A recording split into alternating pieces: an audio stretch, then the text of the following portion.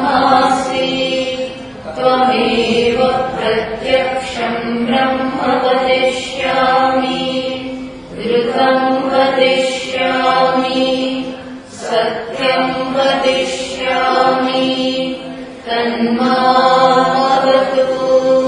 तद्भक्तारमवतु अवतु माम् अवतु भक्तारम्। ॐ शान्ति शान्ति शान्तिः। ॐ सहना भवतु सहनौ भुनक्तु सह वीर्यं करवावहै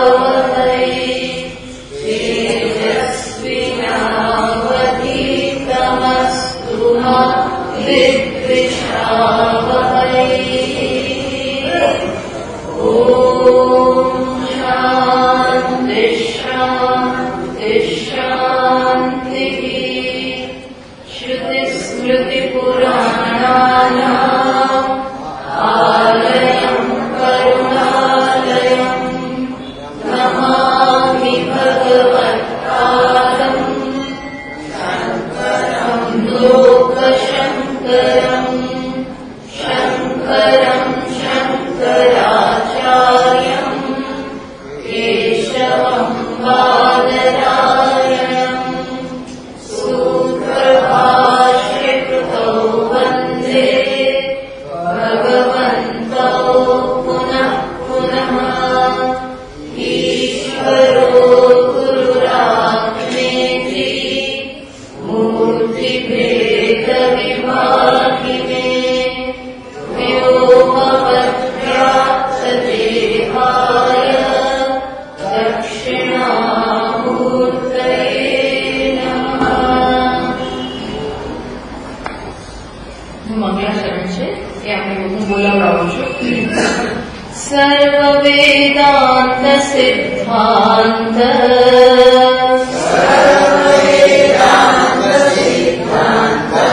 ગોચરમ તમ ગોચરમ ગોવિંદમ પરમાનંદમ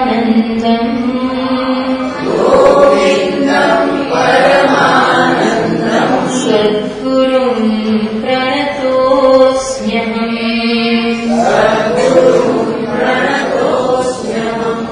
ગયા વખતે આપણે આ જે મંગલાચરણ છે એનો અર્થ જોયો. હવે અહીંયા જે ટીકાકાર છે ચંદ્રશેખર ભારતીજી, એમણે પણ આ ગ્રંથના પ્રારંભ પહેલા સુંદર મંગલાચરણ કર્યું છે. એ આપણે બહુ સંક્ષેપમાં ઝડપથી જોઈ જઈએ. શું કહે છે જુઓ. બધા પાસે આ બુક નથી એટલે મારી બુકમાં જ છે આ. સંસાર સાગર નિમગ્નમ જનો ઉદીર્તિષુ યાવ અવતાર ઉચ્છિવ નૃસિંહ ગુરુચ્છલેન જાડ્યાંતકાર હરણમ કરુણા સમુદ્રમ તમ દક્ષિણાસ્ય અનીશમ હૃદયમ ભાવયામી. આ જે ગુરુ છે, જે ટીકાકાર છે, એ આ પ્રકારે પ્રાર્થના કરે છે કે સંસાર સાગરમાં જે લોકો નિમગ્ન છે અજ્ઞાનને કારણે, એમનો ઉદ્ધાર કરવા માટે એમના ગુરુ નૃસિંહ, એમના ગુરુ હશે, એમણે અવતાર ગ્રહણ કરેલો છે. શેના માટે? જેથી કરીને જાડ્યાંતકાર હરણમ, જે અંધકારમાં, જે ઘોર અંધકારમાં લોકો નિમગ્ન છે, એમાંથી એમનો ઉદ્ધાર કરવા માટે. પણ તમારે ઉદ્ધાર શેના માટે કરવો છે? તો કે કરુણા સમુદ્ર, કરુણાથી પ્રેરાઈને, જે કરુણાના સાગર છે, લોકોનો અજ્ઞાન અને અજ્ઞાનને કારણે જે પીડાઈ રહ્યા છે એ જોઈ નથી શકતા, એમાંથી ઉદ્ધાર કરવા માટે જે ગુરુએ અવતાર ધારણ કરેલો છે, એ ગુરુને દક્ષિણામૂર્તિ સાથે જ, એક દક્ષિણામૂર્તિ જ એમને ગણે છે. એમના હૃદયથી હું ભાવના કરું છું, એવું કરું. પછી બીજું મંગલાચરણ છે.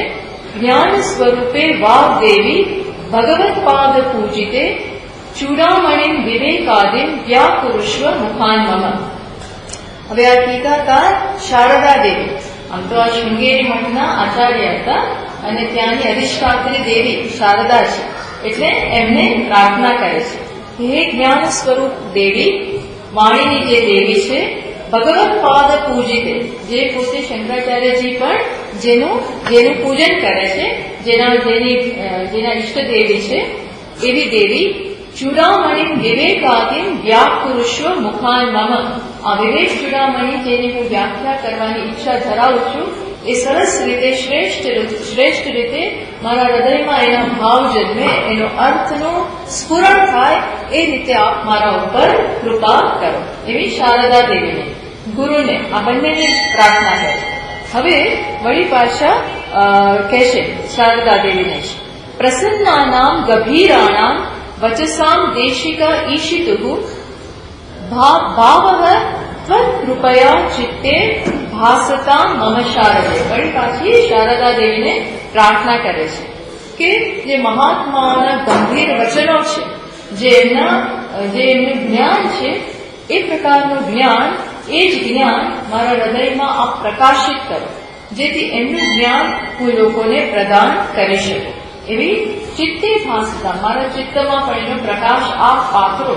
કારણ કે એ વ્યાખ્યા કરવાની ઈચ્છા ધરાવે છે, અને વ્યાખ્યા ત્યારે થઈ શકે. આ બધા ભાષ્યકારના બધા શબ્દો છે, વિવેક ચૂડામણી એ ભાષ્યકારનો જે ગ્રંથ છે, પ્રકરણ ગ્રંથ, એના ઉપર હું વ્યાખ્યા લખવાની ઈચ્છા ધરાવું છું, પણ એ શબ્દો હું સમજી શકું તો જ આ શક્ય બને. એટલા માટે આપ કૃપા કરી એના અર્થનું મારા મનમાં સ્ફુરણ કરો. પછી ગણેશજીને, જો શારદા દેવીને, ગુરુને અને હવે ગણેશને, જો કેટલું સુંદર રીતે જે આચાર્યો છે એ પણ આ આખી આ જે શિષ્ટાચાર છે એનું પાલન કરે છે. તદુપરાંત માત્ર શિષ્ટાચારનું પાલન કરે છે એવું નહીં, હૃદયથી ખરેખર એવું માને છે કે ઈશ્વર કૃપા વગર, ગુરુ કૃપા વગર આ વસ્તુ શક્ય નથી. એટલા માટે એને પ્રાર્થના કરે. અને તદુપરાંત ભારતીય સંસ્કૃતિ આ દેવતા પ્રધાન જ છે, ગુરુ પ્રધાન જ છે. એટલે કોઈને મહાત્માઓ કોઈ એવું ગર્વ તો ના ધરાવતા હોય કે આપણે આ બધું જાતે કરી શકીએ. કૃપાથી જ આ લભ્ય છે, આવી દ્રઢ એમની માન્યતા હોય છે. એટલે હવે ગણેશજી, એ તો આપણે જાણીએ છીએ કે બધા વિઘ્નોના હરતા છે, સાથે સાથે બુદ્ધિના પણ દેવતા છે. એટલે એમને પ્રાર્થના કરે છે. રત્ન ગર્ભ ગણેશાન વિઘ્ન ધ્વાંત વિભાકર નિર્વિઘ્નમ પૂરયસ્વ ઇમામ વ્યાખ્યાન કારુણ્ય સેવકે. શું કહે છે કે રત્નો જે પોતાના ગર્ભમાં, ટૂંકમાં રત્ન સમાન જે છે એવા જે ગણેશજી છે, વિઘ્ન ધ્વાંત વિભાકર, બધા વિઘ્નોના સમૂહને દૂર કરનાર. કોના જેવા? દિવાકર, સૂર્ય સમાન. જે સૂર્યનો પ્રકાશ હોય એની સામે કોઈ પણ પ્રકારનું અજ્ઞાન ટકી ના શકે, એવા આપ સૂર્ય સમાન છો. બધા વિઘ્નોના સમૂહને આપ નાશ કરો. નિર્વિઘ્ન પૂરયસ્વ ઇમામ વ્યાખ્યા, હું જે આ વ્યાખ્યા કરવા માંગુ છું એ મારું જે આ કાર્ય છે, મારા મનની જે ઈચ્છા છે એ નિર્વિઘ્ને પૂરી થાય. નિર્વિઘ્ને હાથમાં લીધેલું આ કાર્ય સંપન્ન થાય એવી આપ કૃપા કરો. જો એવું કહે છે. પછી હવે શિવજીને પ્રાર્થના કરે, એટલે આખો શિવ પરિવારને પ્રાર્થના આવી ગઈ. ચંદ્રમૌલેશ્વર વિભો બ્રહ્મ વિદ્યા સમાશ્રિત સ્વાનુભૂતિ પ્રયચ્છાશુ ચિત મુદ્રા વિલસત કર. હે ચંદ્રમૌલેશ્વર, શું છે જે આ બ્રહ્મવિદ્યા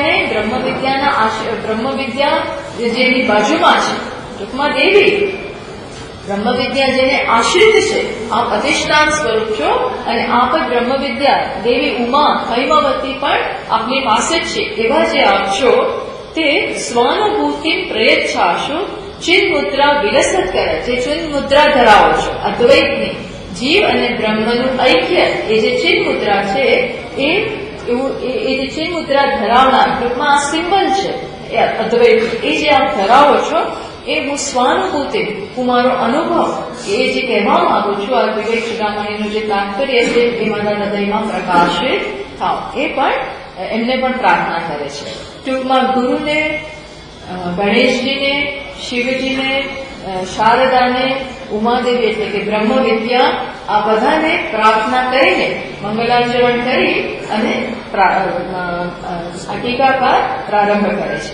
અમે એટલા માટે કહ્યું, ગયા વખતે તો આપણે મંગલાચરણ કરેલું હતું, પણ એ તો ગ્રંથનું જે શંકરાચાર્યજી મહારાજે કર્યું છે. પણ આમાં વચ્ચે વચ્ચે હું ટીકા પણ જોવાની છું. બહુ સુંદર ચંદ્રશેખર ભારતીજીની આ સુંદર ટીકા એમને લખી છે.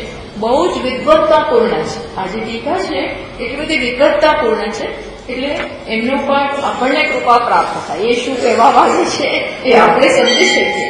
એટલે એમને પણ મંગલાચરણ કરી અને આપણે પણ આગળ વધીએ. હવે પહેલો શ્લોક આપણે ગયા વખતે વાંચેલો હતો, ફરી બોલું છું હું. જંતુનામ નરજન્મ દુર્લભમ અતઃ પુંસ્ત્વં તતો વિપ્રતા. જંતુનામ નરજન્મ દુર્લભમ અતઃ પુંસ્ત્વં તતો વિપ્રતા. તસ્માદ્ વૈદિક ધર્મ માર્ગ ફરતા. તસ્માદ્ વૈદિક ધર્મ માર્ગ ફરતા.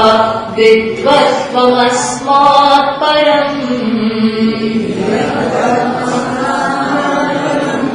આત્માનાત્મ વિવેચનં સ્વનુભવો.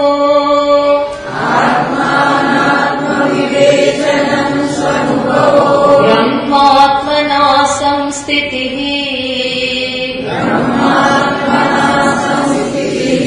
મુક્તિર્નો શતકોટિ જન્મ સુકૃતૈઃ.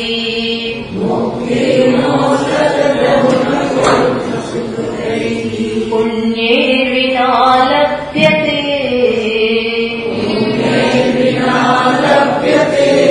તો શું કે છે? બહુ સરસ આ પહેલો જ મંત્ર છે. તો અહીંયા ટીકાકાર કહે છે, આપણે ગયા વખતે આનું ભાવાર્થ તો જોયેલો, ફરી જોઈ લઈએ. જંતુના નરજન્મ દુર્લભમ. આ જંતુઓ માટે જનનશીલ, જે લોકો સતત જન્મે છે અને મૃત્યુ પામે છે એવા જે જીવો છે, જેને અહીંયા ભાષ્યકાર જંતુ કહે છે, એમના માટે સૌથી શ્રેષ્ઠ અથવા તો સૌથી દુર્લભ, બહુ રેર જે જન્મ છે એ કયો છે? તો કે નરજન્મ, મનુષ્ય તરીકે જન્મવું. પછી દુર્લભતા એક પછી એક કેમ વધતી જાય છે, દુર્લભતા ની સીડી આપણને બતાવે છે. એનાથી આ જન્મ દુર્લભ છે, એનાથી જન્મ છે પુંસ્ત્વમ. પુંસ્ત્વમ એટલે આપણે જોઈશું બુદ્ધિનું જ્યાં પ્રાધાન્ય છે એ પુંસ્ત્વમ. તતો વિપ્રતા, વિદ્વત્તા પ્રાપ્ત કરવી, બ્રાહ્મણ બનવું, એ પણ આપણે જોઈશું. પછી એ પુંસ્ત્વમ, પછી વિપ્રતા, પછી તસ્માદ વૈદિક ધર્મ માર્ગ પરતા. વૈદિક ધર્મ ને આપણે પરાયણ હોઈએ. વૈદિક ધર્મ જ આપણને આપણા જીવનને જીવવાની ચાવી બતાવે છે. જીવન જીવીએ પછી મેન્યુઅલ જોઈએ ને, કોઈ પણ આપણે વસ્તુ લઈ આવીએ, રેફ્રિજરેટર કે કંઈ પણ, તો એને વાપરવું કેવી રીતે, એના માટે આપણને એક મેન્યુઅલ કેવી રીતે વાપરવું એ આપ્યું હોય. તો આપણને જીવન આપ્યું, પછી આદેશ શરીર આપ્યું, મન આપ્યું, બુદ્ધિ આપ્યું, પણ આનો ઉપયોગ કેવી રીતે કરવો એના માટેનું મેન્યુઅલ ક્યાં છે? તો કે વેદ. આખો સમગ્ર વેદ એ મેન્યુઅલ છે. અને વેદના બે માર્ગ, નિવૃત્તિ, પ્રવૃત્તિ અને નિવૃત્તિ, આ મેન્યુઅલના એક ભાગ છે. તો એને આપણે પરાયણ હોઈએ, એના પ્રમાણે આપણું જીવન જીવીએ, એ વસ્તુ કહેવામાં આવી. કે આવું આપણને ઈચ્છા થાય ભાઈ, સ્વચ્છંદ રીતે નહીં, પણ વેદ પ્રમાણે, વેદ જે સૂચન કરે છે, જે સલાહ આપે છે, જે માર્ગદર્શન આપે છે, એ પ્રમાણે આપણે જીવન જીવીએ. આવો આપણો માઇન્ડસેટ હોય, આપણે આનો આપોઆપ આવી શ્રદ્ધા જન્મે. એને અહીં શું કહ્યું? તસ્માત, ત્યાર પછી વૈદિક ધર્મ માર્ગ પરતા. જીવનમાં આને આપણે પરાયણ હોય, ત્યાર પછી દુર્લભત્વ વધતું જાય છે.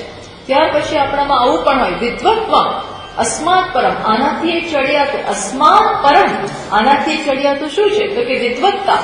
વિદ્વત્તાનો પણ અર્થ જોઈશું કે પરોક્ષ જ્ઞાન એ પ્રાપ્ત કરવું.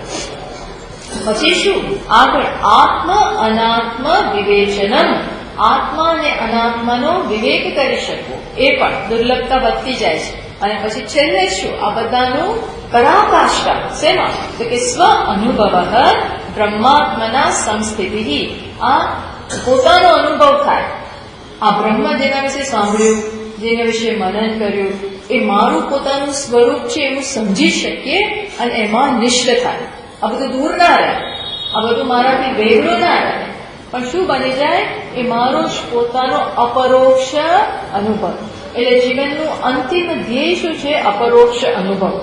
અનુભવ તો છે જ, પણ હું છું એવી સમજ જન્મે. પ્રત્યેક ક્ષણે અનુભવ તો છે જ, પણ એ સમજ જન્મે. સમસ્થિતિ, એમાં અબાઇડન્સ, નિષ્ઠા. સમસ્થિતિ એટલે એમાંથી ક્યારે આપણે એ સ્વરૂપથી એ સ્વરૂપ વિશે યાદ જ ના કરવું.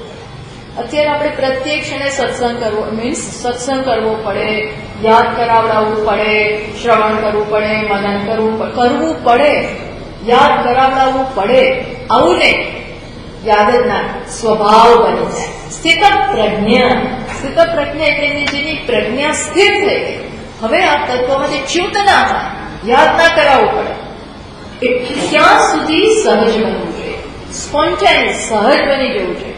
બસ આ થાય એટલે ધ્યેય પહોંચી ગયા અથવા પ્રાપ્તસ્ય પ્રાપ્તિ થઈ ગઈ છે. પ્રાપ્ત છે એની પ્રાપ્તિ થઈ ગઈ, ત્યાં સુધીનું આપણું કામ બાકી છે. પણ આના માટે કેટલી બધી આ સ્થિતિ આવે તો દુર્લભતાની પરાકાશ. એ પહેલા આટલા સ્ટેપ્સ આપણે પાર કરવાના હતા. આવું ક્યારે થાય? મુક્તિ ન શતકોટિ જન્મ સુકૃતૈ પુણ્યૈ વિના લભ્યતે. અવશ્યકાર પોતે કહે છે આ બધું જેનું ચરિતાર્થ મુક્તિમાં થાય છે એ શતકોટિ, કરોડો, શત એટલે હજાર પણ એવું નહીં, કરોડો, અને કરોડો જન્મના પુણ્ય. કરોડો જન્મમાં ઘણું કર્યું હોય પણ એ નહીં, એ તો દૂરી તો આનાથી દૂર રાખો. પાપ કર્મ તો આપણને અહીંયા બાજુ ના આવવા દે. અહીંયા કોઈ આવે નહીં, અહીંયા કોઈ મતલબ ફરકે નહીં. દૂરિત હોય તો અહીંયા કોણ ફરકે, બેસે, સાંભળે, વિચાર કરે. આ બધું કોણ કરે? Day in and day out, દરરોજ આ કરવાનું મન થાય. એ કોણ કરે? પુણ્યો. આ પુણ્યો કરે છે. અને કેવા પુણ્યો? આ જોઈતું. બાકી પુણ્ય ભોગમાંય લઈ જાય. પુણ્ય હોય ને તો આપણે ભોગમાંય પડી જઈએ. એવા પુણ્ય નહીં, આવા પુણ્ય. આવા ઈચ્છાથી, સત્સંગની ઈચ્છાથી, આત્માને જાણવા. આ બે પ્રકારના બી પુણ્ય હોય છે, એ પણ જોઈશું. એના વગર આ શક્ય બનતું ન લભ્યતે. સ્પષ્ટ છે. તો આ એનો અર્થ થયો, ભાવાર્થ. હવે આપણે જોઈએ. અહીંયા કે છે ટીકાકાર, ભગવદ્ ગીતાસુ અશોચ્યાન અન્વશોચસ્ત્વમ પ્રજ્ઞાવાદાંશ્ચ ભાષસે. જેમ ઇતિ શ્લોકવત, જેમ ભગવદ્ ગીતાનો મુખ્ય શ્લોક કયો છે, જેનાથી પ્રારંભ થયો, જેનાથી ભગવાનના ઉપદેશનો પ્રારંભ થયો. ભગવાન શું શ્લોક કરી રહ્યો છે? એટલે ભગવાન કહે છે અશોચ્યાન અન્વશોચસ્ત્વમ. જેનો શોક નથી કરવાનો એનો તું શોક કરે છે. અભીષ્મ, દ્રોણ વગેરે શોકને લાયક જ નથી. અર્થાત એ એકલા નહીં, કોઈ પણ આત્મા માત્ર શોક માટે ઉપલબ્ધ જ નથી. શોક એનો કરવાનો જ ના હોય, કારણ કે આત્મા અમર છે, એમાં દુઃખ નથી. શેનો શોક કરે છે? ટૂંકમાં આ ઉપદેશ સાથે પહેલો શિક્ષકથી શરૂ થયું. ભગવદ્ ગીતા શરૂ કેવી રીતે થઈ? શિક્ષક.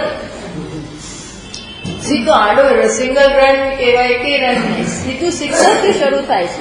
આ એનો મુખ્ય શ્લોક છે, જે આખા ગીતામાં આપણને ભણાયેલો છે. આખી ગીતામાં આ ઉપદેશ જ છે. અશોચ્યાન અન્વશોચસ્ત્વમ. શોક ન શોક કરવાનો શોક કરે છે. પછી એનો વિસ્તાર ભગવાને કેટલા શ્લોકોમાં કર્યો? 700 શ્લોકોમાં. આ જ વિચાર આને લઈને ઘૂંટી અને આ સમજી શકે એટલા માટે ઘણું બધું કર્યું. આખી ગીતામાં આ એક જ વસ્તુ છે, એનાથી કંઈ વિશેષ છે જ નહીં. જેમ એક પ્રધાન શ્લોક છે ભગવદ્ ગીતાનો, એ પ્રકારે અહીં કયો પ્રધાન શ્લોક છે?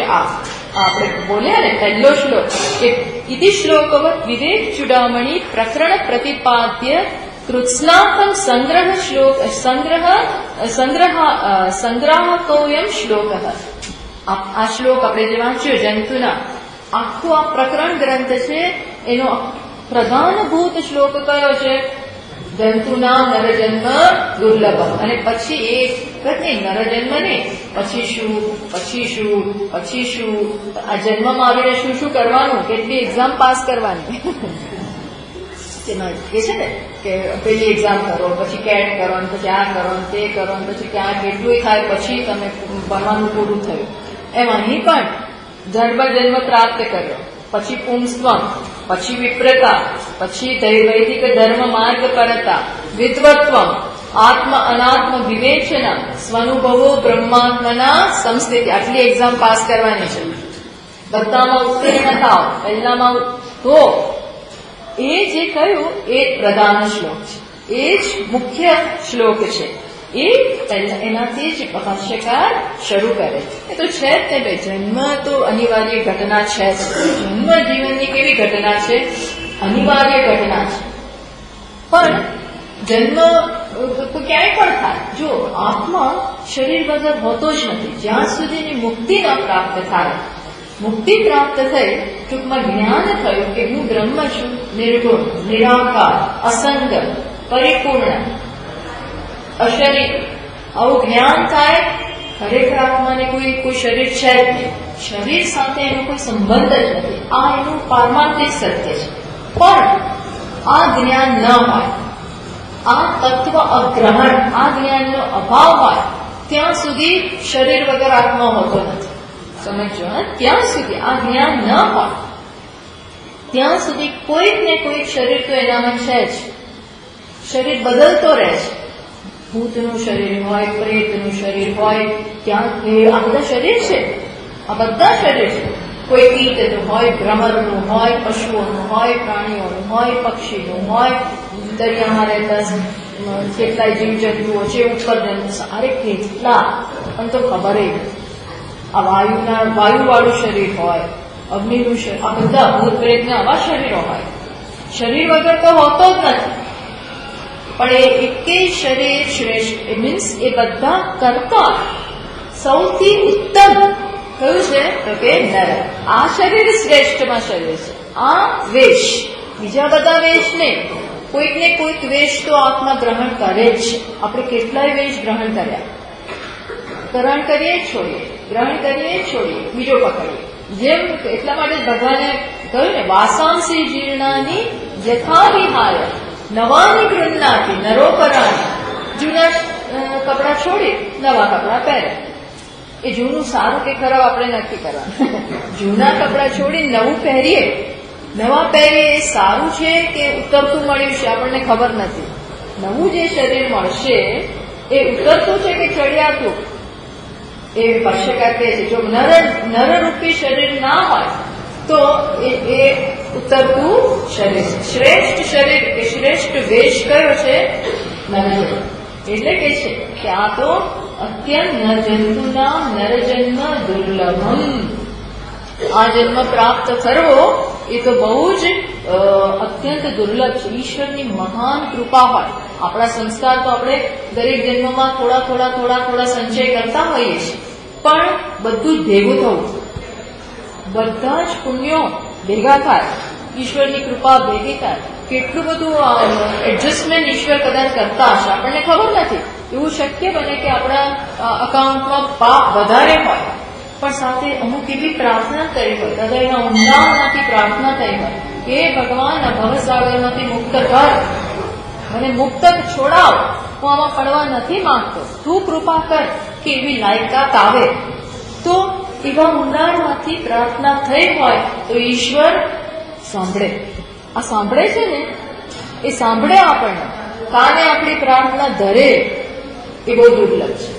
એ બહુ દુર્લભ છે. એ દુર્લભ છે. કારણ કે મારા તો પાપ પણ બોલી રહ્યા છે.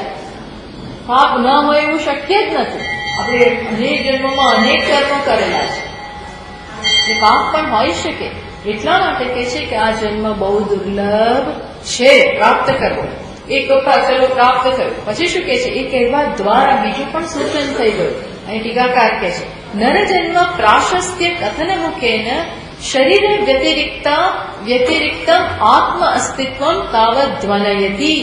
એ દ્વારા ભાષ્યકાર શું બતાવે છે કે આ જન્મ પ્રાપ્ત કર્યો એ દ્વારા એ શું કહે છે કે બતાવે છે કે આત્મા શરીરથી ભિન્ન છે, કે એણે આ જન્મ પ્રાપ્ત, આ શરીર પ્રાપ્ત કર્યું. અર્થાત કોઈક જન્મોમાં આ શરીર હતું નહીં.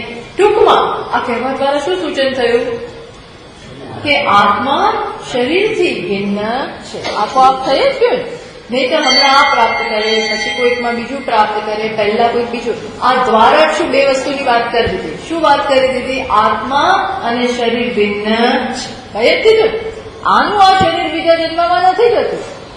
અર્થાત જન્મની, જો આ બધા નથી સ્વીકારતા, બધા ધર્મો આ વસ્તુ સ્વીકારતા જ નથી. કેથોલિક ધર્મ હોય, ઇસ્લામ ધર્મ હોય, બીજા બધા ધર્મો આપણા સિવાય મુખ્યત્વે કોઈ આ બહુ સ્વીકારતા નથી કે આત્માનું મૃત્યુ થાય, એટલે કે વ્યક્તિનું મૃત્યુ થાય પછી આત્માનું મૃત્યુ નથી, માત્ર શરીરનું મૃત્યુ છે. આત્મા તો બીજા શરીરમાં પાછો આવે છે. આ બધા નથી સ્વીકારતા. બધાને આ વસ્તુ સમજ નથી પડતી. આ તો અને તમે સ્વીકારો છો એટલે કયા બેઝિસ પર સ્વીકારો છો? જોયું છે, હું જોઈ આવ્યો કે મર્યો પછી આત્મા જીવિત છે અને હવે બીજે જઉં છું. એ તો જનારને ખબર હોય. જે જાય એ બીજે જાય છે. આઈ ડોન્ટ નો, આપણને ખબર નથી. જે જાય પછી એને યાદ રહે કે ચલો પેલું છૂટ્યું, હવે હું બીજે જાઉં છું. આવી કોઈ સ્મૃતિ એ રહેતી નથી હોતી આપણે જે સાંભળીએ છીએ એ પ્રમાણે.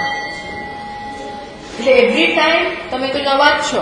નવા એટલે એ બધા સંસ્કારો સુષુપ્ત અવસ્થામાં હોય તો તમને યાદ ન હોય કે ગયા વખતે હું ક્યાં હતો.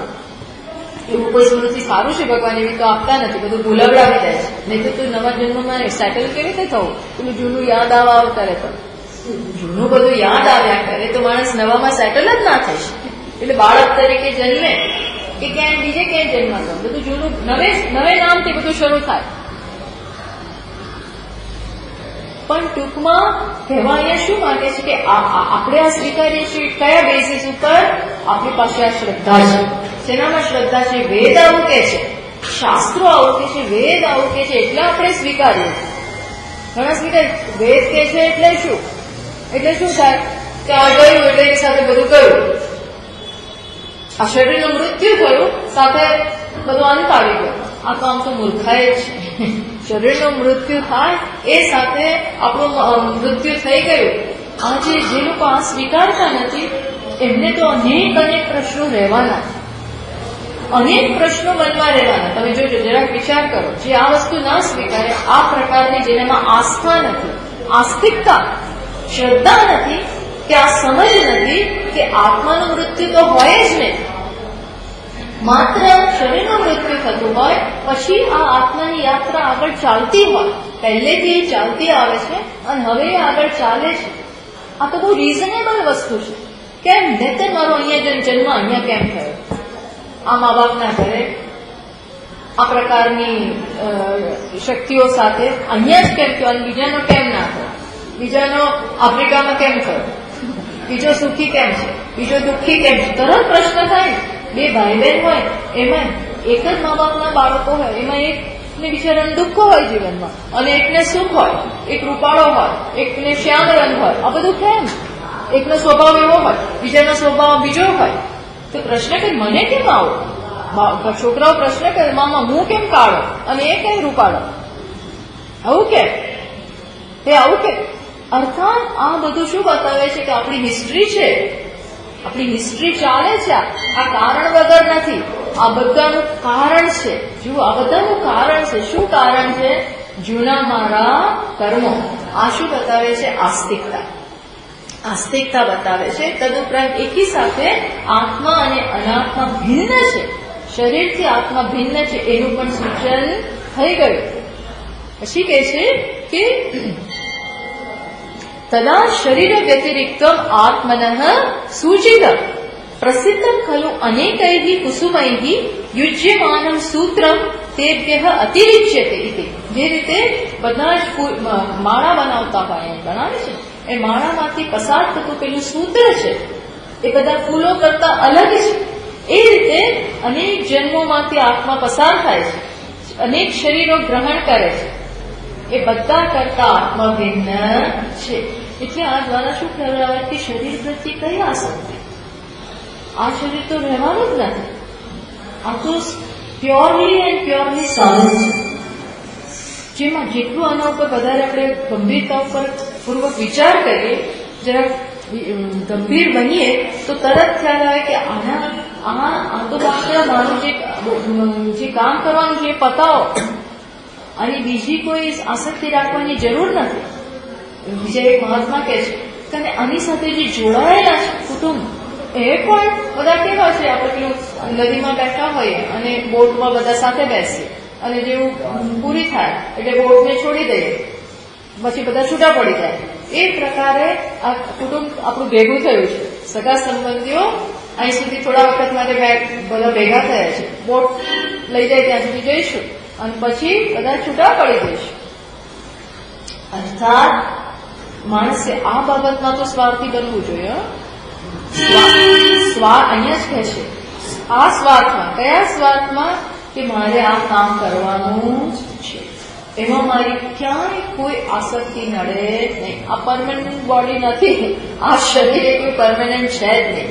એના સંબંધો પર પરમેનન્ટ, કશું પરમેનન્ટ નથી અને આ પાછું ક્યારે મળશે એની કોઈ ખાતરી નથી. માટે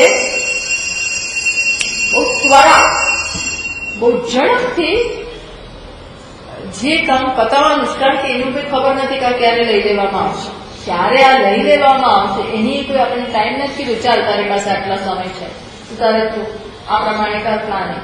આવું બી કોઈ ગેરંટી સાહેબ સાથે નથી મોકલ્યા. બધું ઉપર લટકતું હોય છે, અધર બધું લટકે છે. આપણે બધું પ્લાનિંગ બહુ કરીએ છીએ, પણ કયા આધારે પ્લાનિંગ કરીએ? આપણને ખબર છે કે 60 વર્ષ છે, 70 વર્ષ છે, 80 વર્ષ છે, છેલ્લા 10 વર્ષ કરી લઈશું. પણ તમને કોણે કીધું કે છેલ્લા 10 વર્ષ કે 20 વર્ષ? કોણે કીધું? કોણે? જ્યોતિષ. એ જ્યોતિષ તો કઈ પ્રકારના આપણને જાણતા, કઈક આઈડિયા આવે પણ આધાર એના મદાર ના બંધાય. એટલે પહેલા શ્લોકથી આપણને જીવનનું જે મુખ્ય ધ્યેય છે એ બહુ ગંભીરતાપૂર્વક એનું સૂચન કરે છે કે ભાઈ આજે તને મળ્યું છે ને રત્ન ચિંતામણી, રત્ન ચિંતામણી જન્મ તે પ્રાપ્ત કર્યો છે. આ સામાન્ય વસ્તુ જ નથી, સામાન્ય વસ્તુ જ નથી. કારણ કે અહીં જ બુદ્ધિ છે. કઠોપનિષદમાં કહે છે કે આ મનુષ્ય જન્મમાં જ્ઞાન શક્ય છે, બીજા નીચે નામવાનું તો શક્ય જ નથી.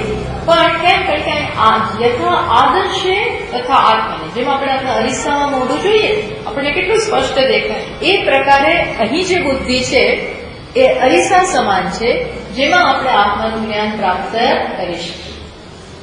બીજી જગ્યાએ તો કે ઉપનિષદમાં અને પુરાણ અત્યારે આપણે વાંચીએ છીએ ને, આત્મા પુરાણમાં ઇન્દ્રને કયા ઋષિ? દધ્યંત આથર્વણ ઋષિ ઇન્દ્રને જ્ઞાન આપી રહ્યા. તો આ તો બધું ઉપર ચાલે જ છે ને, આ બધો સત્સંગ ઉપર ચાલે છે. તમે કેમ કહો છો કે આ નથી ચાલતું? કે હા, વાત સાચી છે. એવા આપણે વાંચીએ છીએ ઉપનિષદોમાં, પુરાણોમાં કે પ્રજાપતિએ વિરોચનને ઇન્દ્રને પણ આપ્યું જ ને જ્ઞાન. તો એ અહીંયા ક્યાં આવ્યા હતા? એ ઉપર જ બધું ચાલતું હતું. અર્થાત એ યોનિમાં પણ, દેવ યોનિમાં પણ શક્ય છે, પણ એ એટલું અહીં જેટલું સ્પષ્ટ છે એવું નથી. પિતૃલોકમાં શક્ય છે કે છે. કઠોપનિષદમાં મંત્ર આવે છે કે હું તમને બતાવું. યથાદર્શે તથા આત્મની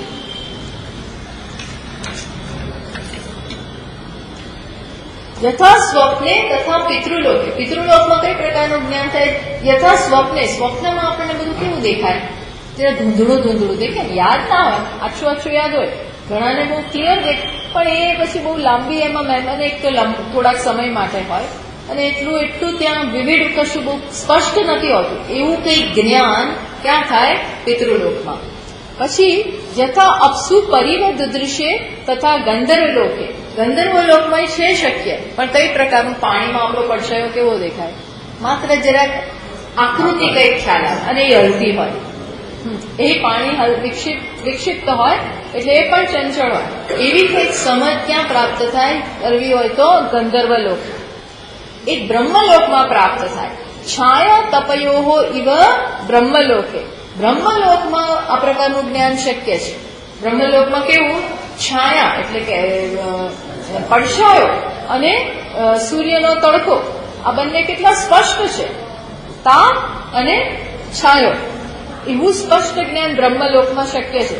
પણ બ્રહ્મલોકમાં જવું એટલે એ બીજી તકલીફ. બ્રહ્મલોકમાં જવું એનું ચાલો હવે આ મનુષ્યમાં નથી, આપણે બ્રહ્મલોકમાં કરીશું ક્યાં બોલ. પણ બ્રહ્મલોકમાં તમે પહોંચવાના. બ્રહ્મલોક જવા માટે જે પ્રકારની ઉપાસના, જે પ્રકારના આ બંનેનું વ્યવસ્થિત કોમ્બિનેશન કર્મ અને ઉપાસના. અને ઉપાસના એટલે કેવી? અત્યારે કળિયુગમાં તો શક્ય જ નથી. એ પ્રકારની ઉપાસના આપણા ચંચળ મન સહિત શક્ય જ નથી. પેલા લોકો માટે શક્ય હોય, રેર કોઈ પહોંચે ઉપર તો ત્યાં બ્રહ્માજી પોતે જ જ્ઞાન આપે છે બ્રહ્મલોકમાં, અને તમને મળી જાય. અને પછી જયારે પ્રલય થાય, મહાપ્રલય, ત્યારે તમે મુક્ત થઈ જાઓ, આવું કહે છે. એટલે આનું તમારે પ્લાનિંગ ના કરવું. એનું પ્લાનિંગ કરવું હોય તો અત્યારનું પ્લાનિંગ કરવું. એટલે દુર્લભ. દુર્લભ તો આ ભાષ્યકારને ખબર જ છે ને, તો કહી શકત આપણને. પણ એને જંતુ નામ નરજન્મ, બે પેલા જન્મ ના લખ્યું. શું કહ્યું? નંતુ નામ નરજન્મ દુર્લભમ. પછી આગળ શું કહે છે? તો કે છે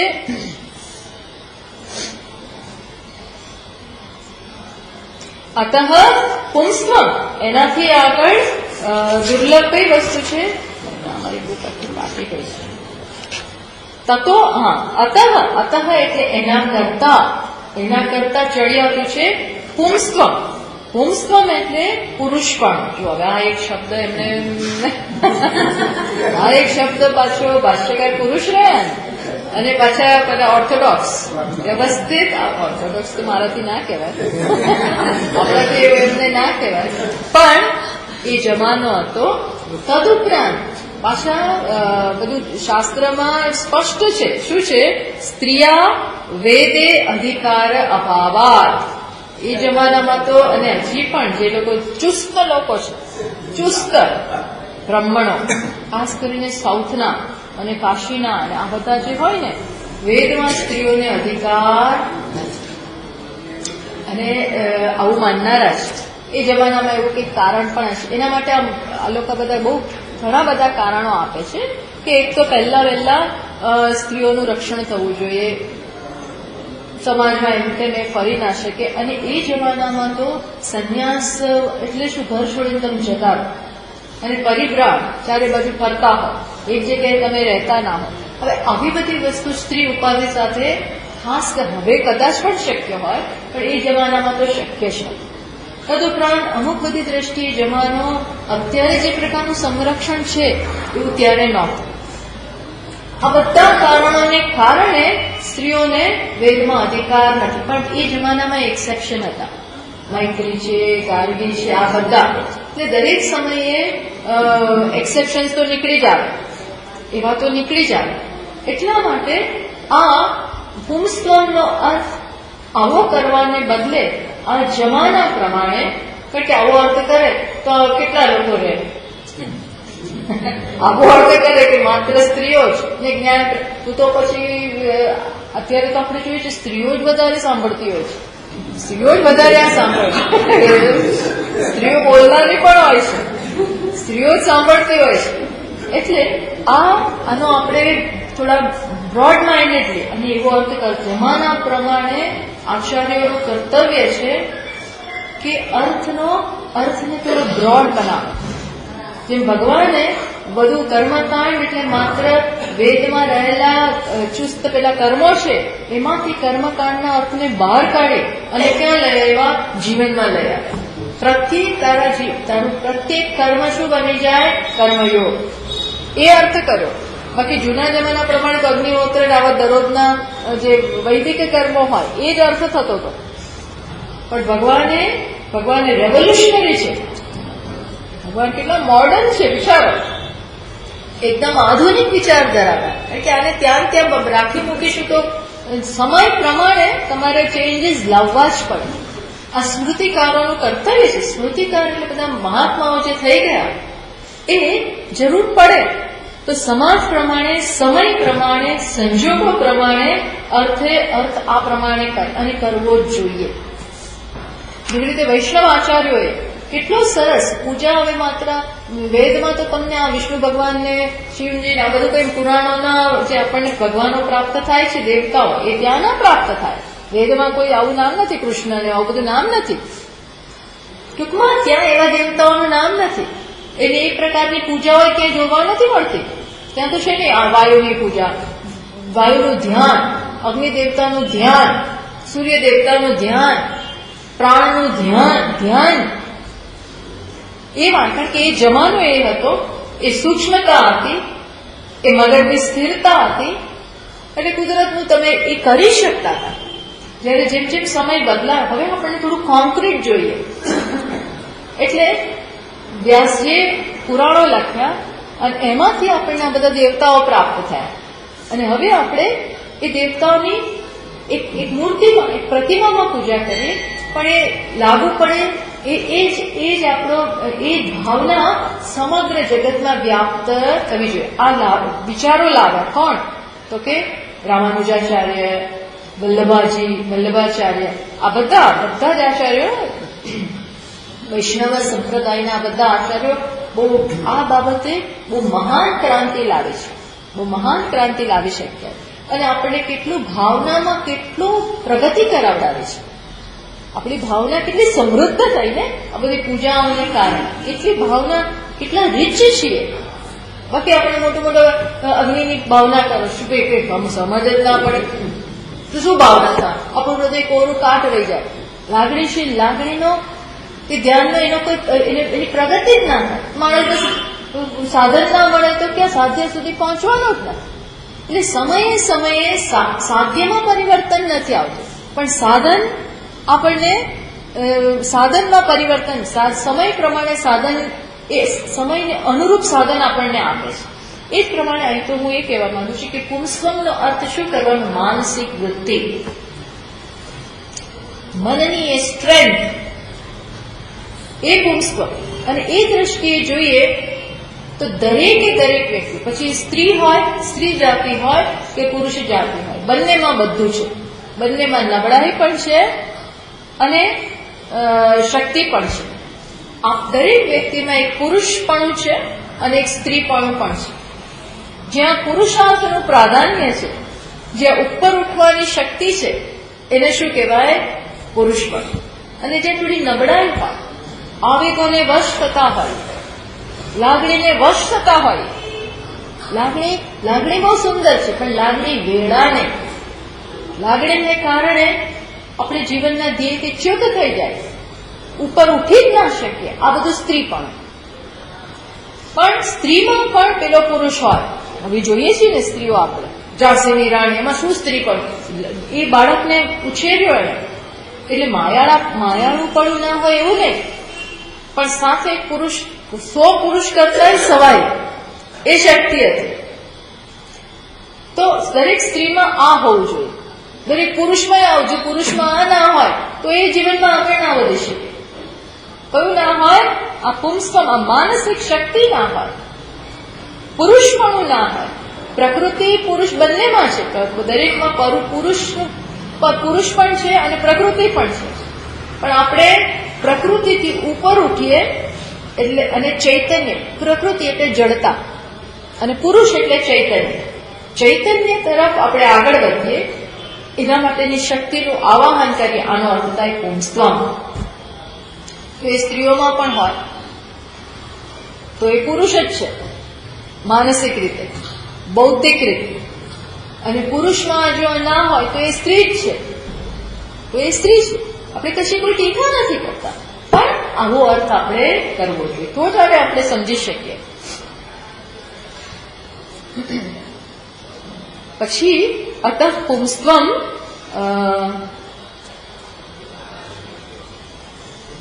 એ જમાનામાં માત્ર સ્ત્રીઓને જ નહીં, માત્ર 3 વર્ણોને જ વેદમાં અધિકાર હતો. સ્ત્રીઓને જેમ અધિકાર, સ્ત્રીઓને નહોતો અધિકાર, સાથે સાથે શૂદ્રોને અધિકાર નહોતો. ત્યાં છે શું? તત્રાપી ત્રૈવર્ણિકાના વેદ અધિકાર. માત્ર ક્ષત્રિયોને, બ્રાહ્મણોને અને વૈશ્યને જ વેદમાં અધિકાર હતો, શૂદ્રને પણ નહોતો. કેમ? કારણ કે એ માનસિક. એટલે હવે આપણે આ બધામાંથી મુક્ત થઈ ગયા છે. આ જમાનામાં આ બધી વસ્તુઓ પૂરતા આપણે જાતિને, વર્ણ, આ બધાને મર્યાદિત આપણે નથી રાખી. કારણ કે જમાનો બદલાય છે, બ્રાહ્મણ ના હોય, ક્ષત્રિય ના હોય, એવું હોઈ શકે. એટલે હવે આપણે આપણા ગુણ તરફ જ નજર કરીએ છીએ. એ અર્થ કર્યો પુંસ્વમનો. પછી આગળ કહ્યું તસ્માદ વૈદિક ધર્મ માર્ગ પરતા. ત્યાર પછી વૈદિક ધર્મ માર્ગ પરતા. વેદે જે ધર્મનું વર્ણન કર્યું છે, વેદ જે ધર્મનો આદેશ આપે છે, એના પ્રત્યે શ્રદ્ધા અને એને આપણે પરાયણ રહીએ. એટલે કે છે ન કેવલમ વિપ્રતયા લબ્ધવ્યમ લભ્યતે અપિતુ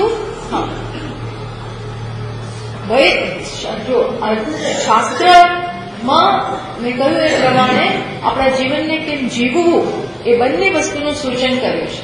પહેલા શું છે તો કે પ્રવૃત્તિ લક્ષણ, બે ધર્મ છે, ત્યાં બે માર્ગનું વાત છે. પ્રવૃત્તિ લક્ષણ અને નિવૃત્તિ લક્ષણ, જે આપણે ગીતામાં જોઈએ છીએ ને, લોકેસ્મિન વિવિધા નિષ્ઠા પુરા પ્રોક્તા મયાનક જ્ઞાન યોગેન સાંખ્યાના કર્મયોગેન યોગિના. આ જીવનના બે તબક્કા છે, ઉન્નતિના તબક્કા છે. પહેલા પ્રથમ કક્ષાની ઉન્નતિ શેના દ્વારા થઈ શકે તો કે પ્રવૃત્તિ માર્ગથી. પ્રવૃત્તિ માર્ગથી એટલે આપણા કર્મો દ્વારા આપણે જગતની સેવા કરીએ, સેવા સમર્પણ એનો પાઠ ભણીએ. એ દ્વારા અહંકારમાંથી, રાગદ્વેષમાંથી મહદઅંશે મુક્ત થઈએ. કારણ કે નિવૃત્તિ માર્ગમાં તો શું છે, અહંકારના સંપૂર્ણ ત્યાગ, રાગદ્વેષના ત્યાગ અને માત્ર બ્રહ્મ જ પરાયણ, એનું સતત ધ્યાન, એ બધું કરી શકીએ. એ પહેલા એ બધું આપણે પદ્ધતિસર પહેલા બધામાંથી મુક્ત થવું જોઈએ. પદ્ધતિસર બધામાંથી મુક્ત થયા હોય, રાગદ્વેષમાંથી, અહંકારમાંથી, તો પેલું કરી શકીએ. એટલે વેદ બહુ બ્રિલિયન્ટલી, બહુ બુદ્ધિપૂર્વક રીતે આ બે માર્ગનું સૂચન કરે છે. એટલા માટે સાધન પંચકમાં ભાષ્યકાર પણ સાધન નું વાત કરે છે. એમાં પહેલો સાધન કયું છે, વેદો નિત્યમદીયતામ તદુદિતમ કર્મસ્વનુષ્ઠીયતામ. વેદો નિત્યમધીયતામ તદુદિતમ કર્મસ્વનુષ્ઠીયતામ. વેદમાં જે ધર્મની વાત કરે છે એ તારા નિત્ય, એ બધા નિત્ય નૈમિત્તિક કર્મો તારા જીવનમાં દરરોજ હોવા જોઈએ. ટૂંકમાં એ દ્વારા કર્તવ્ય બજાવ. તારું જે જીવનમાં સ્થાન છે, પ્રવૃત્તિ લક્ષણ ધર્મ એટલે શું, તમારા ધર્મ તમારા કર્તવ્ય તરફ તમને જાગૃત કરે છે. ના હું ના કરું તો, મારું કર્તવ્ય ના બજાવું તો કોઈને શું, તમને શું વાંધો, હું મારું તમને શું વાંધો, કોઈને કઈ વાંધો નથી, પણ એ વગર તારી ઉન્નતિ નથી. જો આ ધર્મ તો એવી વસ્તુ છે કે સમગ્ર જગતને ધારણ કરે છે. સમગ્ર જગત એ લખે છે ધરતી તે ધર્મ, જે ધારણ કરે છે એને ધર્મ કહેવાય. ધ્રિયતે અનેક ઇતિવાદ, આપણે જે આખું જગત જે સંવાદિતા પૂર્વક, વ્યવસ્થા પૂર્વક ચાલી રહ્યું છે, એની પાછળનો કયો સિદ્ધાંત કામ કરી રહ્યો છે, આ ધર્મ. ધર્મ જગતને ધારણ કરે છે. અને ધર્મ એટલે શું, એકની ભાવનાથી, ઈશ્વરે આ એકની ભાવનાથી આ રચના કરી છે. અહીંથી બીજું છે જ નહીં. ભલે દરેકના નામ, રૂપ, આકાર, સ્વભાવ, કર્મ આ બધું ભલે અલગ અલગ હોય, પણ બધામાં છે કોણ, આ એક જ છે. જેવી રીતે આખા શરીરમાં હાથ જુદો, પગ જુદા, પેટ જુદું, માથું જુદું, વાસો જુદો, આ બધું જુદું જુદું. હાથનું કામ પગના કામ કરતા જુદું, મસ્તકનું કામ પેટ કરતા જુદું, બધું સરખું છે. અને છતાં પણ આ હાથ માત્ર બસ હું મારા માટે જ કામ કરું, આવું છે. એ તરત અહીંયા કંઈક થાય તો આમ સરખું કરે, બચાવે, બધું કરે.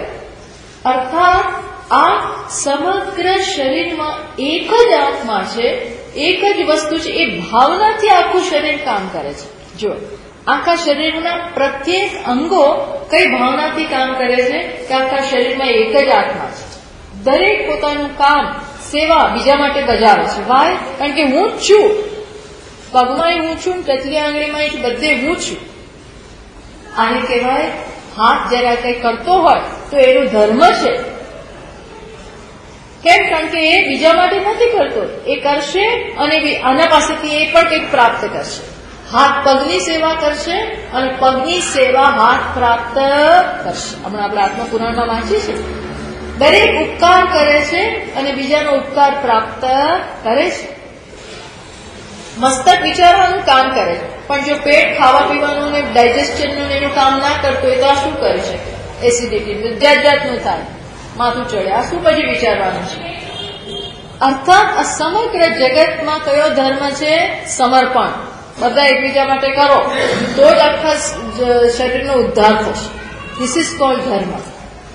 સેમ પ્રિન્સિપલ આ વિરાટ શરીરમાં કામ કરી રહ્યો છે. આ આખા વિરાટ શરીર છે, જેવું આ એક નાનું શરીર છે, આ વ્યષ્ટિ શરીર, એમાં આ ધર્મ ચાલે છે. એ ધર્મ ક્યાં હોવો જોઈએ? સમષ્ટિ શરીરમાં હોય.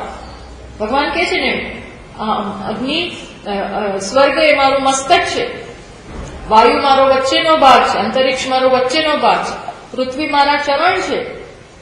આ એક આખું મોટું શરીર છે વ્યષ્ટિ. સૂર્ય ચંદ્ર મારી આંખો છે.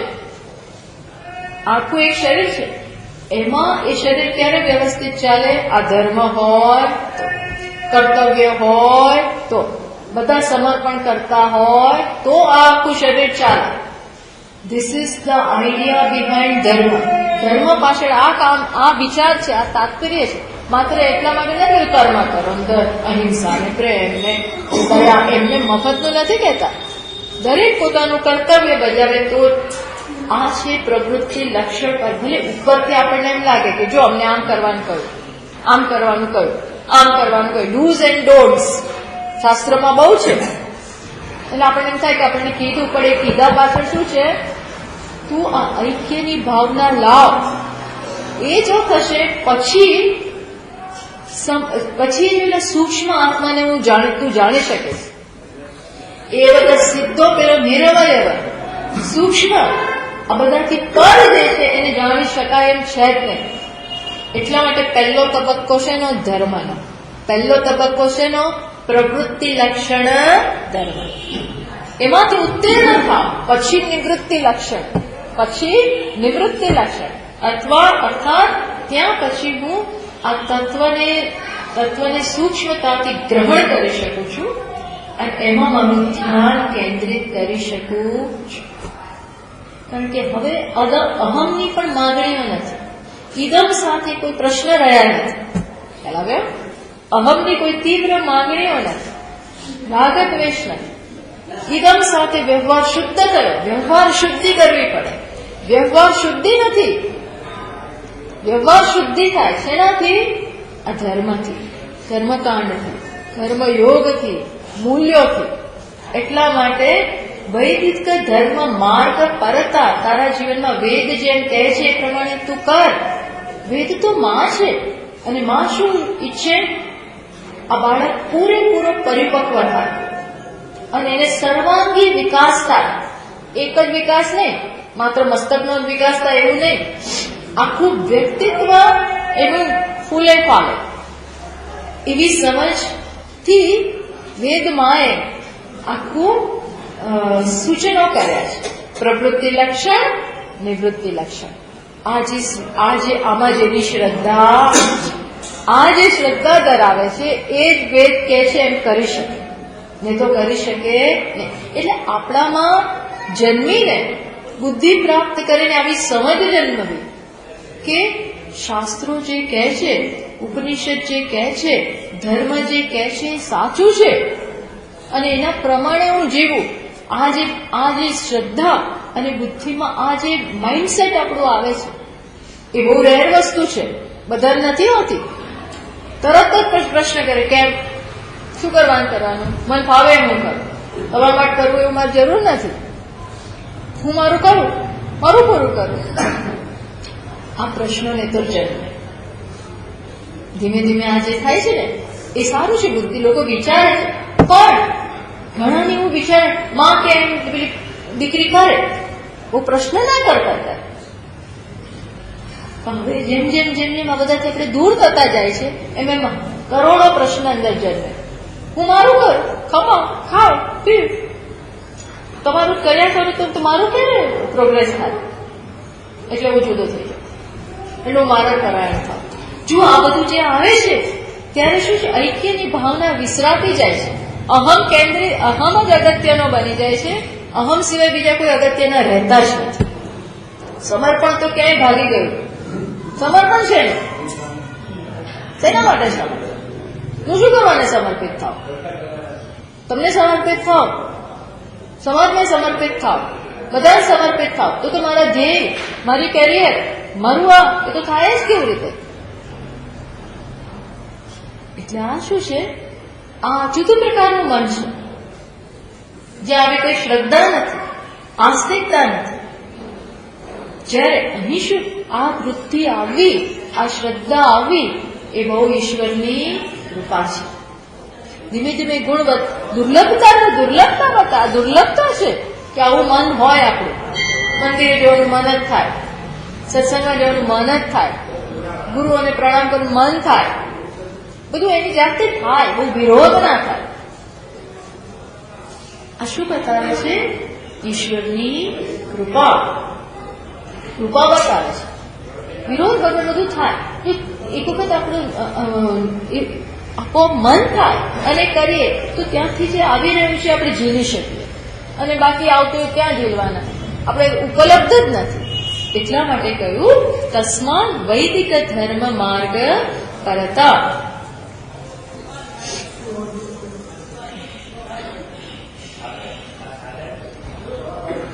પછી પ્રવૃત્તિ, જો અહીંયા કે છે દ્વૌ ઇમો અથ પંથાનો યત્ર વેદાહ પ્રતિષ્ઠિતા. વેદમાં બે માર્ગ છે. કયા માર્ગ? તો કે પ્રવૃત્તિ, નિવૃત્તિ. એ તો આપણે ચર્ચા કરી. પછી કે છે ઈશ્વરાર્પણ બુદ્ધ્યા કર્મ કુર્વાણેન ચિત્તમ શોધયિત્વા વિષયેભ્ય વિરજ્ય. શું કહે છે? ઈશ્વર બુદ્ધિથી, કર્મયોગથી આપણે આપણા ચિત્તને શુદ્ધ કરીએ. ધીમે ધીમે આપોઆપ વૈરાગ્ય જન્મે. અને વૈરાગ્ય કે સાધન ચતુષ્ટય સંપત્તિ જેનામાં છે એના હૃદયમાં આપોઆપ શું થાય? બ્રહ્મ જિજ્ઞાસા. જેનું હૃદય શુદ્ધ થાય છે, આ બધા તબક્કાઓમાંથી પસાર થાય, કર્તવ્યની ભાવનાથી, ઈશ્વરાર્પણ ભાવનાથી જીવન જીવે. એટલે એના જીવનમાં એક તબક્કો એવો આવે કે તરત પ્રશ્ન થાય, આ બધું શું છે? સત્ય શું છે? ઈશ્વર ક્યાં છે? હું કોણ છું? ક્યાંથી આવ્યો છું? આ પ્રશ્નો જન્મ એ બહુ મોટી વસ્તુ છે. પ્રશ્નો જન્મ છે અને મને અંદરથી સંતાપ આપે. આ પ્રશ્નનો જવાબ ન મળે તો ન ચાલે. આ પ્રશ્નને હું પાછળ પડી જાઉં. હું કોણ છું? શું સ્ત્રી છું? હમણાં ગણતા, પછી ભોગતા, પછી કરતા, પછી બોલનાર, ખાનાર, પીનાર, હમણાં પત્ની, પછી બહેન, પછી સેવિકા, પછી આવા મારા જુદા જુદા. તો હું કોણ છું? મારું પરમાનન્ટ સ્વરૂપ કોણ છે? હંમેશ માટે હું કોણ છું? શું છું? જગત કોણ છે? ઈશ્વર કોણ છે? માણસ ક્યાં જાય છે? ક્યાં જવાનું છે? ક્યાંથી આવ્યો છે? બંધન શું છે? આવા પ્રશ્નો એના હૃદયમાં જન્મે છે. જે આ પ્રમાણે ધર્મ પ્રમાણેનું જીવન જીવ્યો હોય, કર્તવ્ય પ્રમાણે જીવન જીવ્યો હોય, એનું આ ફળ છે. એટલે ભાષ્યકાર શું કહે છે? વેદવ્યાસજી અથાતો બ્રહ્મ જિજ્ઞાસા. એના હૃદયમાં બ્રહ્મ માટેની, એટલે કે તત્વ માટેની, સત્ય માટેની ક્યુરિયોસિટી એને જન્મે છે. એને જીવન આ તબક્કે લઈ, આ પોઈન્ટ ઉપર લાવીને મૂકે. બસ મોટી વસ્તુ પસાર થઈ ગઈ. એક તબક્કો પૂરો થયો. હવે કયા તબક્કામાં? અને આ પ્રશ્નનો જવાબ માટે નિરાંત જોઈશે. આ પ્રશ્નને જે જવાબ આપવામાં આવશે એ જવાબ ઉપર વિચાર કરવા માટે શું જોઈશે? થોડી નિરાંત, ક્વોલિટી ટાઈમ. હવે જે જગત પ્રત્યે વૈરાગ્ય જન્મી ગયો છે. હવે પેલા મને આ જવાબ પહેલા આપો. હવે મારાથી કઈ બીજું નહીં થાય. પહેલા આ જવાબ, ફર્સ્ટ ધીસ. મુમુક્ષા, તીવ્ર મુમુક્ષા, મુક્ત થવું છે. આ જવાબ આપો. નથી કે આ જવાબ માટે છે ત્યાં ગયો અને પેલા યમરાજા એને બહુ લલચાવ્યું, ભાઈ આ છોડ, તું મને આના માટે છોડ, બીજું જે માંગવું એ માંગી લે, તને જે જોઈતું એ બધું આપું, આમાંથી મને મુક્ત કરતો કે નહીં, તમે કોને ના પાડો છો જોઈ લેજો. તમે બ્રાહ્મણને ના પાડો છો, વચન આપીને ના પાડો. ટૂંકમાં મારે આપવું હોય તો આ જ આપો, બીજું નૃત્ય વૃત્ય તમે રાખો, બીજું બધું તમે રાખો, મારે કઈ જોઈતું નથી, મને તો આ જ. નાન્યમ વર નચિકેતા પૃષ્ટોસી, બીજો આ સિવાય નચિકેતાને બીજા કોઈ વરદાનમાં રસ જ નથી. આપવું હોય તો આ આપો. યમરાજે આપવું જ પડ્યું. એમ ત્યારે પછી નિવૃત્તિ માર્ગ શરૂ થાય. હવે તમારું મન બીજા કશા માટે ઉપલબ્ધ નથી, એટલે શાસ્ત્ર છે એનું આપે છે છોડી દેવાનું, જાતું આ કર. આવું થાય ત્યારે અથ બ્રહ્મ જિજ્ઞાસા કર્તવ્ય, હવે તારે કરવી જોઈએ એમ કે છે. હવે આ બધું શું છે, બે માર્ગમાં આવી ગયું. પ્રવૃત્તિ લક્ષણ, નિવૃત્તિ લક્ષણ, એમાં આ બંને વસ્તુ આવી ગઈ. એ બધું થઈ ગયું પછી શું છે, તસ્માદ વૈદિક ધર્મ માર્ગ પરતા વિદ્વત્વમ અસ્માત પરમ. વિદ્વત્વમ, હવે શું, વિદ્વત્તા. આનાથી ચડ્યા તો આ માર્ગમાં તો તમે આવી ગયા, પણ સમજ ના પડે. સમજ પડવી જોઈએ ને. પ્રશ્નો જન્મે છે, પણ હજી શુદ્ધિનો અભાવ હોવાને કારણે, અથવા તો શુદ્ધિ એ છે પણ હજી શું છે, એક તકલીફ છે. શું છે, આ બધું સમજવા માટે આપણી બુદ્ધિ થોડી તીક્ષ્ણ હોવી જોઈએ. તીક્ષ્ણ જોઈએ, માત્ર શુદ્ધિ નહીં, થોડી સૂક્ષ્મ અને અગ્ર હોવી જોઈએ. બધા હૃદયના કદાચ સરળ હોય, પણ સાથે સાથે થોડી બુદ્ધિની તીક્ષ્ણતા પણ જોઈએ, જરાક એટેન્શન જોઈએ, જરાક સૂક્ષ્મ વિચાર કરવાની તૈયારી હોવી જોઈએ. આપણે સૂક્ષ્મ વિચાર છે ને જરાક સ્ટ્રેન પડે ને, મગજને સ્ટ્રેન પડે. સૂક્ષ્મ વિચાર અઘરો દાખલો આવે એટલે જરાક તકલીફ પડે, એટલે આપણે બધી છોડી દઈએ, થાકી જઈએ ને બગાસા આવે, આ નહીં પેલું કર્યા, આ નહીં આમાં શીખવું જ નહીં. પણ એ કરી શકવું એ આપણે દ્રઢતાથી અઘરું લાગતું હોય, કારણ કે આત્મતત્વ કેવો છે, અત્યાર સુધી કોઈને ક્યારેય વિચાર ના કર્યો એવું એ વસ્તુ છે. આનો વિચાર કરવો સરળ છે, આનું નામ છે, રૂપ છે, જોવું શું છે શું નહીં, આ બધું સરળ છે. આ સરળ છે કારણ કે દેખાય છે, સંભળાય છે, સ્પર્શ થાય છે, આ બધું છે. માટે મારી ઇન્દ્રિયો પહોંચી શકે છે, મન પહોંચી શકે છે, પણ આત્મા વિષયમાં નિરંજય કોઈ વ્યાખ્યા નથી, રૂપ નથી, ગુણ નથી. આપણે સમજવું કેમ એને? તો એ માટે જોઈએ કે મન પણ એવું તીવ્ર બને, મન પણ સૂક્ષ્મ બને, મન પણ અગ્ર બને. દૃશ્યતે તું અગ્રયા બુદ્ધિયા સૂક્ષ્મયા, સૂક્ષ્મદર્શી, અગ્ર અને સૂક્ષ્મ બુદ્ધિ. એટલે જો મનને જરા તીક્ષ્ણ બનાવવાનું. કથાઓ સાંભળીને આપણું મન આટલું તીક્ષ્ણ નથી બની શકતું. કથાથી ભાવના જન્મે, હૃદય શુદ્ધ થાય, પણ આ જે ડિસિપ્લિન જોઈએ ને મનમાં, કોઈ એક વસ્તુને લીધી અને થોડીક સૂક્ષ્મ હોય તો પણ આપણે છોડી નદીને સમજીએ, ઊંડા ઉતરીએ એમાં. આ બુદ્ધિ જોઈએ, એ બુદ્ધિ જોઈએ આ પ્રકાર. એ દુર્લભ, એ વળી પાછું અત્યંત દુર્લભ.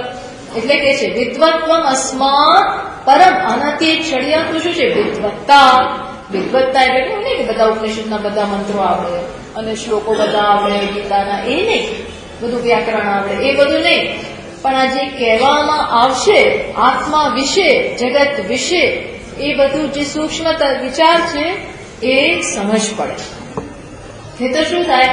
વેદાંતમાં રસ ના પડે, એમ લાગે બધું ઉપરથી જાય છે. જયારે કથામાં કઈ ઉપરથી ના જાય. કેમ? કારણ કે ત્યાં તો કથા છે. રામચંદ્રજી એનો રાજ્યાભિષેક થવાનો છે, પછી કઈ કઈ બધું લઈ લીધું, એટલે માટે મનમાં જો આમાં કઈ મારે શું વિચાર કરવાનો? બોલો, એ તો ગુરુજી કયા કરે અને સાંભળ્યા કરે. પણ અહીં તો શું છે, આ વાતો ચાલતી ત્યારે મારે જોડે વિચાર કરવો પડે, એટલો જ સૂક્ષ્મ વિચાર કરવો પડે. નહીં તો આઈ એમ નોટ વિથ ટીચર, ગુરુ સાથે હું છું જ નહીં. પાછું એ બધું ભૂલી ના જવું અને ઘરે કરવું. આ બધું ભૂલી નહીં જવાનું અને ઘરે આ કરવાનું, આ લાઈન ઉપર વળી પાછું એ પ્રમાણે જીવનમાં ઉતારવાનું.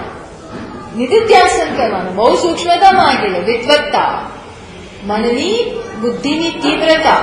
એટલે બદામ ખાવ થોડી, જરાક સારો બધું જરાક બુદ્ધિને ક્ષીણ નહીં થઈ જવાની. એટલે ભગવાને કહ્યું કે આ યોગી બનવું એટલે બધું જીવનમાં વ્યવસ્થિત જોઈએ. યોગી બનવું એટલે યુક્ત આહાર વિહારસ્ય યુક્ત ચેષ્ટસ્ય કર્મસુ. બરોબર આહાર, વધારે નહીં ઓછો નહીં. કર્મ પણ વધારે પડતું નહીં ઓછું નહીં. લેઝી આળસુ નહીં બની જવાનું. અને સાથે આખો દિવસ કરે નહીં કરવાનું, નહીં તો થાકી જાય અને આપણી બુદ્ધિ એવી જળ થઈ. કર્મ સાથે આપણી બુદ્ધિ જળ થઈ જાય દિવસે દિવસે. જેના સંગમાં હોય એવું થઈ જાય છે ભાઈ. એટલે મિકેનિકલ મનને નહીં, યાંત્રિક, આપણું મન યાંત્રિક બની જાય સતત. કારણ કે એક જ ઉઠીએ, માટલા જોઈએ, પછી વાળીએ, પછી પાણી. એનો સરસ છે આ બધું, શ્રેષ્ઠ ભાવનાથી કરો. પણ એવું વિચારશે ને તો બધું યાંત્રિક થઈ જાય કે એક પછી એક થયા કરે, મશીન જેમ ફર્યા કરે. એક ફેક્ટરીમાં એકમાંથી આમ પસાર થાય, પછી આમ પસાર થાય, પછી આમ પસાર, પછી દૂધ બોટલમાં બધું ભરાઈ જાય તૈયાર થઈને આવી. કેટલા એક પછી દરરોજ વર્ષોથી એમ બધું ચાલ્યા કરતું. એવું નહીં, એવરી સ્ટેપ યુ થિંક. ટૂંકમાં યાંત્રિક મનને બનવા દેવાનું નહીં. યાંત્રિકતા દોષ છે. યાંત્રિક મનને નહીં બનવાનું. વિચારો, પૂજા કરીએ પણ ફટ પતી જાય, આખી બધી પતી જાય. એક કઈ વખત આપણો ભાવના આવે. શું એમને થતું હશે? વાઘા કરાવી દઈએ, તિલક કરી દઈએ, આરતી કરી દઈએ, ધૂપ કરી દઈએ, નૈવેદ્યમાં પ્રાણાય સ્વાહા, અપાનાય સ્વાહા, જ્ઞાનાય સ્વાહા, પેલા એવું ના દે, પેલા આવે કરે પૂજા. કશું ક્યારે બધી આખું પોતી જાય એની ખબર નહીં, આપણને ખબર નહીં, પતી ગયું ચાલો બસ ચાલવાનું. એવું નહીં. With love, with care. આ બધું શું જોઈએ? બુદ્ધિની સતેજતા એમ જ આવે. એટલે કે છે આ પણ એક વધારે દુર્લભ છે. એટલે કે છે અહીંયા છંદોગ્યમાં કહ્યું છે, યદેવ વિદ્યા કરો કે શ્રદ્ધયા ઉપનિષદા તદેવ વીર્યવત્તરમ ભવતી. અને આ બધું ક્યારે થાય? મારામાં શ્રદ્ધા હોય. જે પણ વસ્તુ હું શ્રદ્ધાથી કરું, સજાગતાથી કરું, એ જ શ્રેષ્ઠ બને. વીર્યવત્તરમ ભવતી. આ બધા સાથે જે કર્મ કર્યું છે એ દીપી ઉઠવાનું, એમાંથી જ મને કંઈક મળવાનું. એટલે આ બધી જે બુદ્ધિ પ્રાપ્ત કરવી ને એ સરળ નથી, એ પણ દુર્લભ છે. એટલે વિદ્વત્તા એટલે શું? પરોક્ષ જ્ઞાન વત્વમ. બુદ્ધિમાં તો સમજ પડી ગઈ કે હું બ્રહ્મ છું. શ્રવણ કરીએ, મનન કરીએ, બુદ્ધિમાં ક્લેરિટી. બાકી તો બુદ્ધિમાં ક્લેરિટી ના હોય. કઈ રીતે હું બ્રહ્મ હોઈ શકું? બ્રહ્મ તો પૂર્ણ છે, હું તો અપૂર્ણ છું. આ જગત મિથ્યા કઈ રીતે હોઈ શકે? આટલું નક્કર જગત મિથ્યા કેવી રીતે હોય છે? ટૂંકમાં બુદ્ધિમાં હજી ક્લેરિટી છે નહીં. જ્યાં સુધીમાં બુદ્ધિમાં ક્લેરિટી ના હોય ત્યાં સુધી એ પ્રશ્નની જેમ શૂળની જેમ ઊભું જ રહેશે વચ્ચે. દરેક વખતે પ્રશ્ન કર્યા કરશે. એ બુદ્ધિ શાંત ના પડે ત્યાં સુધી આપણે પેલા બ્રહ્મમાં સ્થિત થઈ શકીએ નહીં. એટલે વિદ્વત્તમનો અર્થ ભાષ્યકારે શું કર્યું? પરોક્ષ જ્ઞાન. વિદ્વત્તમનો અર્થ કર્યો પરોક્ષ જ્ઞાન. પછી હજી બે સ્ટેપ રહી ગયા.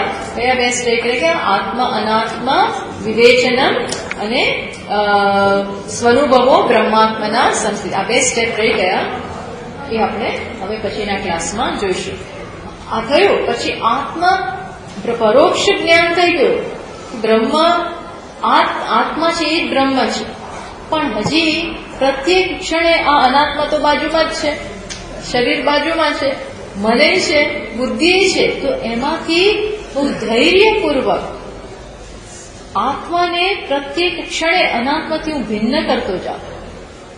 અર્થાત ભિન્ન કરું એટલે બાજુમાં મૂકું તો કે ના, પ્રત્યેક ક્ષણે મારામાં જયારે વૃત્તિઓ જન્મે, મનુષ્યોહમ દેહોહમ, ત્યારે મનુષ્યપણું શરીરમાં છે, હું એનાથી ભિન્ન છું એવી સમજ. પ્રત્યેક ક્ષણે આત્મા અનાત્માને છૂટા પાડીએ, મનમાં વિવેક કરતા રહીએ. એ વધારે પાછું સૂક્ષ્મ છે. વિવેકની પણ સૂક્ષ્મતા આવે એ. અને પછી વિવેકનું તબક્કો પૂરો થાય અને પછી આત્મામાં નિષ્ઠા આવે. છેલ્લા બે તબક્કા છે, એની વાત હવે નેક્સ્ટ ટાઈમ કરીશું. पूर्णमदः पूर्णमिदं पूर्णात् पूर्णमुदच्यते पूर्णस्य पूर्णमादाय पूर्णमेवावशिष्यते। ॐ शान्ति शान्ति शान्तिः। शङ्करं शङ्कराचार्यं केशवं बादरायणं सूत्रभाष्यकृतौ वन्दे भगवन्तौ पुनः पुनः। ईश्वरो गुरुरात्मेति मूर्तिभेदविभागिने व्योमवद्व्याप्तदेहाय दक्षिणामूर्तये नमः। ॐ शान्ति शान्ति शान्तिः। हरिः ॐ श्री